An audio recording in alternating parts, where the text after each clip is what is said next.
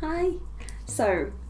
Today I wanted to talk a little bit about anxiety because it's one of the things that we experience.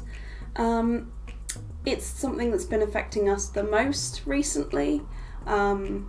It's probably still my worst impact in my life, and it's been getting really bad recently. So I figured I'd talk about it. Share my experience and maybe try and help explain to people that might not understand, or just to put another voice out there for people who want to learn. I don't know. The way I experience anxiety, I have generalized anxiety disorder, which is quite a pain because it means it can come up for any reason. It can come up for something that seems really ridiculous, and you can argue with it as much as you want. I'll use the hands example as well. You can argue with it as much as you want, and there's nothing you can do. Well, there's nothing that I feel that I can do yet. I'm aiming to try and get some more therapy for it, to help myself, get on with life a bit better. But it's a big impact. So recently I was working, I had a job online where I would call people. My work was call work.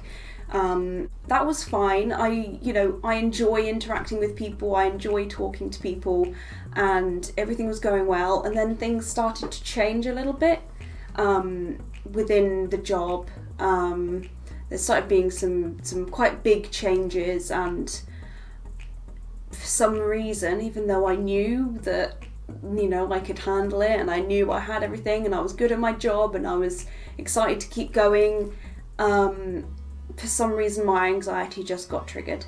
And what that means for me is I get a tight chest. I find it harder to breathe, take deep breaths. So it's like a lot of almost panting. I find that I get sort of swimmy, dizzy slightly, and I feel at the worst points. So when I had moments that I would say were the closest to a panic attack, but I'm not sure, I haven't spoken to a doctor, I felt like everything was going dark, everything was closing in on me. I felt this intense panic, as if almost my life was in danger, as if somebody was about to shoot me or something. I felt that kind of feeling. I felt like I had to get out, like I needed to run away, like I needed to get out of that situation. Very frightening. And the worst part was I kept arguing with myself because my two hands were butting heads. You know what I mean? One of my hands was saying, "This is stupid, we've done this a million times, this isn't something to be frightened of, we're okay, we're safe, we're at home, like this is really good for us." My other hand was like, "Get out of here, run away, we're in danger, this is bad, get out, get out, get out." So that added another layer of conflict. So I spoke to my manager, and he said, "Okay, I understand things are obviously difficult, come back tomorrow and we'll see how things go." So I did that, and the next day we were on something more familiar to us, but unfortunately it happened again, and I was in floods of tears constantly, couldn't breathe, was almost hiccuping. I just was shaking, panic breathing, couldn't breathe properly. My heart was going a mile a minute. It was intense, and I felt this is not good for me. The whole night before, I was, my chest never stopped feeling tight, and my mind never settled down. I never felt happy and settled. So it was affecting my life, not just in those moments. My depression started coming back, I started self-hating again. So when I came back the next day and I had that panic attack again, I had to go back to my manager and let them know what was happening in tears, which is very embarrassing, not something you want to do. And you're fighting with yourself the whole way, because it's hard to keep a job at the moment, especially in these times. It's hard to have a job, it's hard to keep a job. And I did not want to lose my job. But my mental health was not okay. So I had 3 days off to think about it and make my decision and decide what I was going to do. And I spoke to my manager and we decided that I would have to leave, because every time I thought about work, every time I thought about doing the same things, I would get this incredibly crushing feeling in my chest and I would end up crying. So that's my most recent experience with intense anxiety, and I haven't fully recovered since then. Before then I felt like I was okay, but then after that it's been coming up a lot. So for example, even with social situations, like I do D&D, Dungeons and Dragons, with my friends and with my family, and almost every time it's been a D&D session, I've been nervous, I've felt the tight chest, and I've been a lot more sort of, it makes you feel sort of negative, makes you feel unsure, and like it sparks my depression as well, which says things like it's gonna be bad, it's not gonna be fun, you're gonna feel embarrassed about something, which is all completely ridiculous and unfounded. And it all stems from this anxiety, which I am well aware I need to work on and get under control. So yes, that's been my recent experiences, and I don't want everybody to think that this is all doom and gloom, this is like the worst, because it's absolutely not. Most of the time in my days, I'm pretty chipper. I'm planning my wedding with my fiance, and mostly feeling pretty good, waiting the results of my assessment for dissociative identity disorder. There's a lot going on, keeping me busy, and so I've been pretty happy in general, but still with these spikes of anxiety. But I want to talk about anxiety as well, a bit more broadly, because it affects me so much. So the feelings in the moment I've spoken about, and the way it triggers depression I've spoken about. And this is just my experience with generalised anxiety as well. It's quite hard sometimes for even me to understand, because a lot of the things I get anxious about seem completely ridiculous. And it's almost like, why would I possibly be nervous about speaking to some friends, playing Dungeons and Dragons? Like, what about that could go wrong? What about that could be dangerous? Like, nothing.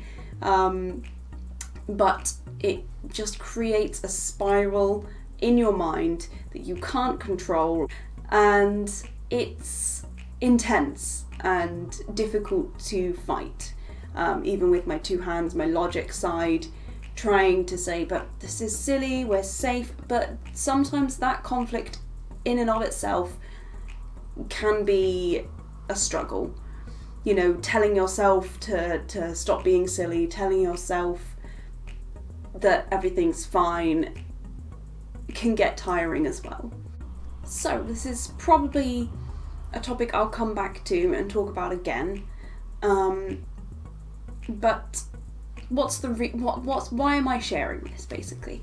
I'm sharing it because it's if I could find something like this online, which I'm sure there's lots of, and I find it useful and comforting when I see other people who are going through similar things, and it sort of tells me that I'm not alone, and that I'm not stupid, and I'm not, a failure for experiencing these things.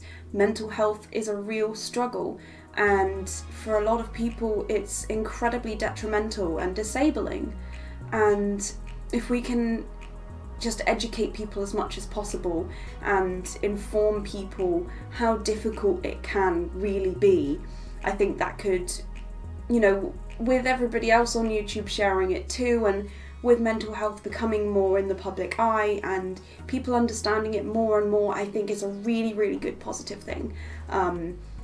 When I have these, the fact that I lost my job because of anxiety, and I've been able to talk to people and they've said comforting things.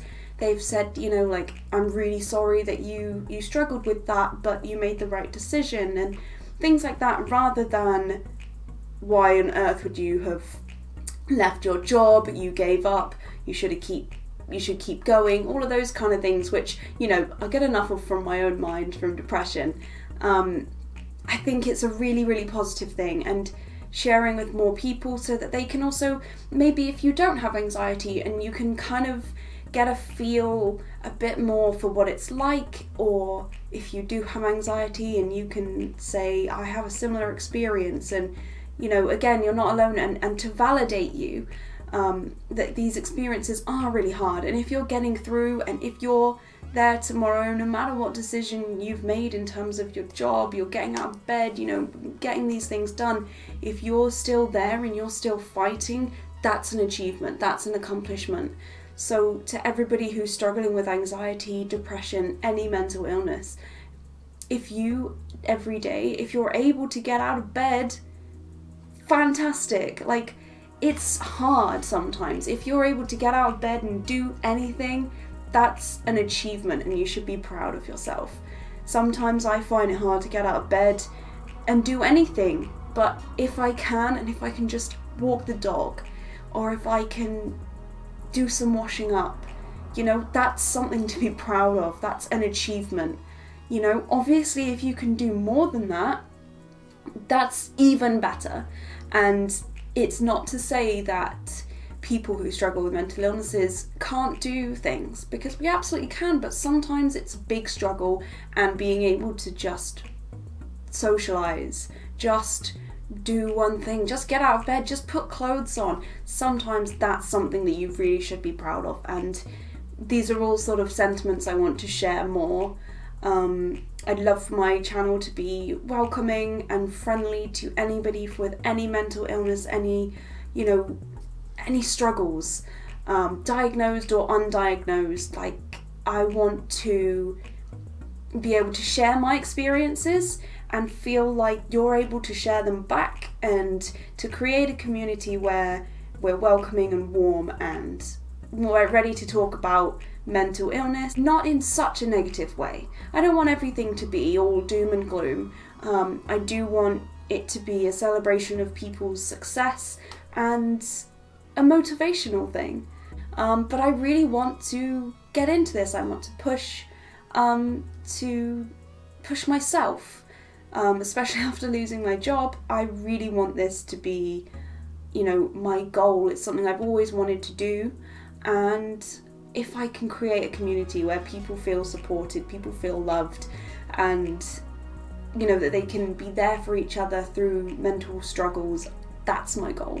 So I hope my video has been, at least something positive for somebody. I hope that it either helps understand a little bit better, or it's just something fun to watch. Whatever reason, I hope you've enjoyed it, and I will see you in the next one.